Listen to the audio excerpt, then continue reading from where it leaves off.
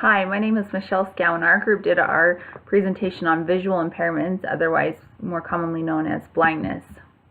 I want to begin with a quote from Helen Keller, who said, "Alone we can do so little, together we can do so much." And of course, as we all know, Helen Keller was someone who struggled with blindness and who was affected with visual impairment. And I love this quote. I feel like it's so empowering for us as educators that as these students who are blind and have visual impairments come into our classrooms, we can help them, and together with them we can do so much.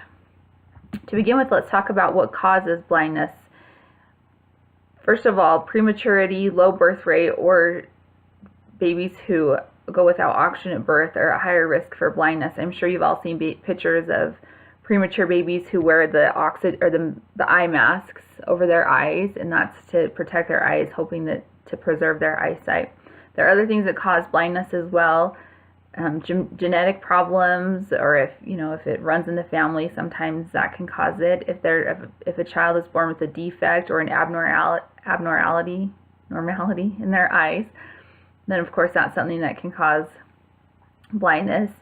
And often if there are problems with the central nervous system, for example, if they have cerebral palsy or frequent seizures or are born with hydrocephalus, which is fluid on the brain, then those are some things that can cause blindness as well. In fact, according to the CDC, nearly 2/3 of children who are born with blindness have some other developmental delay or some other disability to go with their blindness. So oftentimes it's like we were talking about, a neurology problem, but it can also be like epilepsy or hearing loss or something else. In fact, we were just talking earlier about Helen Keller, and of course she had blindness and as well as hearing loss to go with it.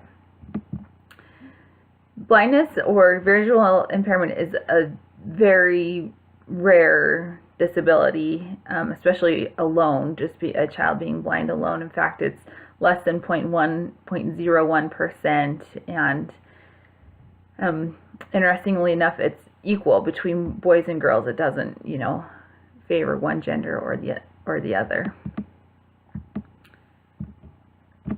To be eligible for an IEP, to have that criteria of visual impairment on the IEP, an ophthalmologist or an optometrist has to be in on that decision, and they have to find one of these criteria. Their vision is 20/70 or less, or they have visual fields of less than 50 degrees, or there are other permanent damage to the eye. So that's not something, as an IEP team or as a special education teacher, you cannot classify or qualify someone on their IEP with visual impairment. That's something that has to be done with the aid of a healthcare professional, specifically an ophthalmologist.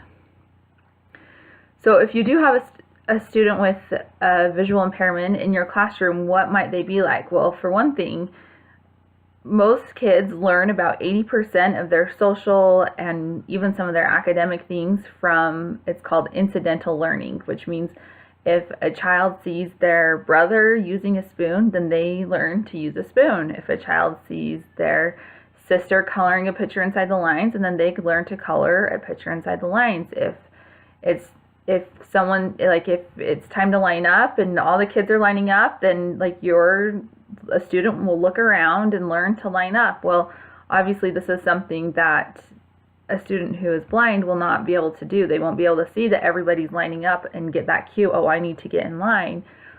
So that is one of the main learning characteristics, is that they're missing out on some of those visual cues that other students have.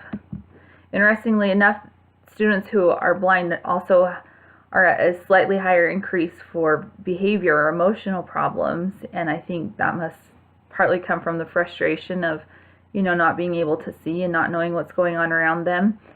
Students who have intellectual disabilities, like we were talking about earlier, that usually blindness comes with an intellectual disability. Students who have intellectual disabilities and blindness are at the highest risk for behavior problems. And then students who have only a visual impairment problem, are only blind but otherwise are typically developing, they are at just a slightly higher risk. But still, I think, like I said earlier, some of that frustration and difficulty comes from and kind of manifests itself in these emotional behavior problems.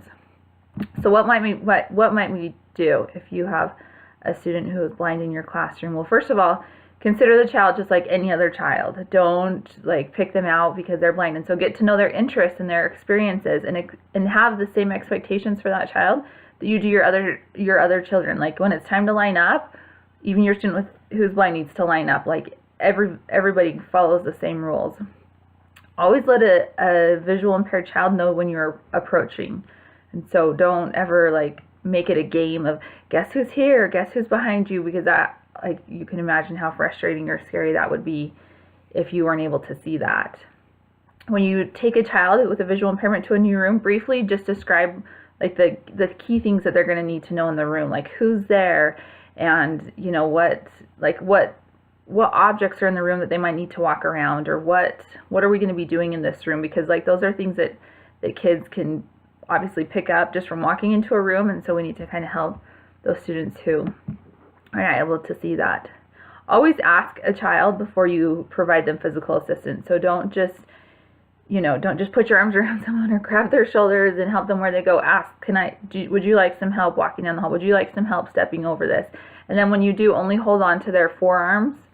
And if they want to hold on, if you want to assist them by them holding onto you, encourage them to hold like onto your wrist or onto your forearm. It's better for us to teach them, not holding hands, because holding hands is like a sign of affection. And so if you had an 8-year-old boy and another 8-year-old boy was trying to assist him, like that, obviously we might run into some social problems. And so teaching them to hold on to an arm, or even younger children, you could teach them to hold on to the forefinger. Also, you never want to grab a child who has a visual impairment. You don't want to grab their hand and show them where things are. Instead, you have them put their hand on top of yours. So we call this hand underhand. So that so your hand's on the bottom, and then you're kind of showing them, this is where something is. So if they want to pull away, they can. Your hand's not on top. It kind of puts more of the control per se in their hands. And finally, I just want to end with this quote from Helen Keller. She says, "I am only one, but still I am one. I cannot do everything, but still I can do something. I will not refuse to do something that I can do." And I feel like this is such an important and empowering lesson that we can teach our students with visual impairments.